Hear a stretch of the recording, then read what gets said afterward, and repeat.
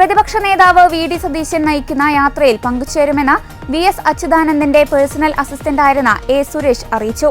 എന്നാൽ താൻ കോൺഗ്രസിൽ ചേരില്ലെന്നും ഒരു രാഷ്ട്രീയ പാർട്ടിയിലും ചേരാൻ നിലവിൽ ഉദ്ദേശിക്കുന്നില്ലെന്നും അദ്ദേഹം വ്യക്തമാക്കി. പാലക്കാട് വെച്ച ജാഥയിൽ വി.ഡി. സതീശൻ നയിക്കുന്ന ജാഥയിൽ ഞാൻ പങ്കെടുക്കും. താങ്കൾക്ക് അത്ര യു.ഡി.എഫിന്റെ ആശയങ്ങളോട് ഒത്തുപോകാൻ പറ്റുമോ?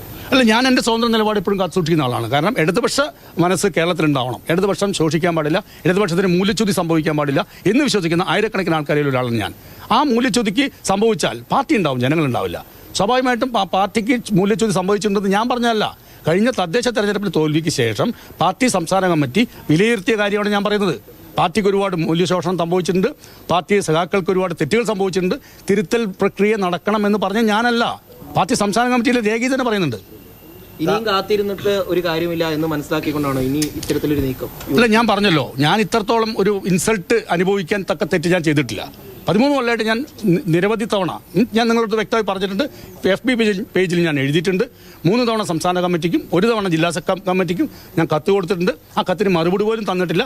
നേതാക്കൾക്ക് എന്നോട് സ്നേഹമുണ്ടെന്ന് ഞാൻ മനസ്സിലായിട്ടുണ്ട്. പിന്നെ എന്തുകൊണ്ട് എന്നെ പുറത്ത് നിർത്തിയിരിക്കുന്നുള്ളത് എനിക്ക് ഉത്തരം കിട്ടാത്ത ഒരു ചോദ്യമാണ്. 13 വർഷം അല്ലല്ല, ഞാൻ കോൺഗ്രസ് ചേരില്ല, പറഞ്ഞല്ലോ കോൺഗ്രസ് ചേരില്ല എന്ന് ഞാൻ അവരോട് ആദ്യഘട്ടത്തിൽ തന്നെ പറഞ്ഞു. ഞാൻ കോൺഗ്രസ് ചേരില്ല, ഒരു പാർട്ടിയിൽ ചേരാൻ ഉദ്ദേശിക്കുന്നില്ല.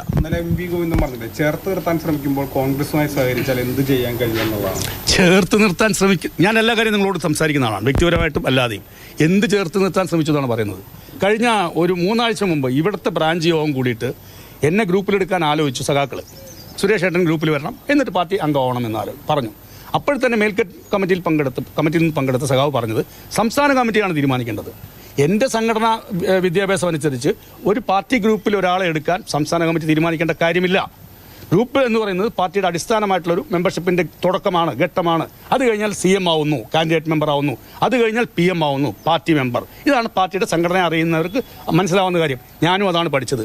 ഞാൻ എൻ്റെ ജനിച്ച കാലം മുതൽ ഞാൻ പാർട്ടി കുടുംബത്തിൽ ജനിച്ചതുകൊണ്ട് എനിക്ക് പാർട്ടി സംഘടന അറിയാം, പാർട്ടി വിദ്യാഭ്യാസമുള്ള ആളാണ്.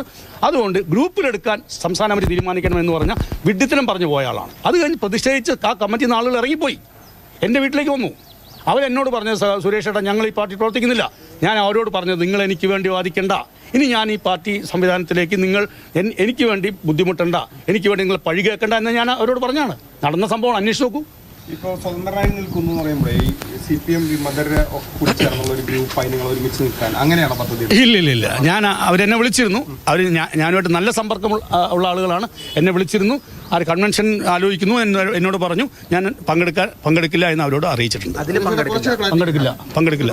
ഇപ്പം കോൺഗ്രസ് ചേരാന്ന് വ്യക്തമാക്കി കഴിഞ്ഞു. പക്ഷേ UDF സ്വതന്ത്രനാകാൻ പ്രയാസം ഇല്ലാത്തൊരവസ്ഥയുണ്ടോ? ഇപ്പോൾ അവർ അങ്ങനെ സംസാരിച്ചിട്ടുണ്ട്, തീരുമാനിക്കേണ്ടവരാണ്. നമുക്ക് പ്രശ്നമില്ല. ഞാൻ എന്നോട് ആദ്യഘട്ടത്തിൽ തന്നെ പറഞ്ഞതാണ്, ഞാൻ അവരോട് പറഞ്ഞാണ് ഞാൻ കോൺഗ്രസ് ചെയ്യില്ല. അത് വേണ്ട, സുരേഷിന് എന്താണോ താല്പര്യം അതനുസരിച്ച് ഞങ്ങൾ സംവിധാനം ഉണ്ടാക്കി തരാം എന്ന് പറഞ്ഞു. ആലോചിക്കട്ടെ എന്ന് പറഞ്ഞിട്ടുണ്ട്. അവർ സംസാരിച്ചത് ഉന്നത നേതാക്കൾ തന്നെയാണ്.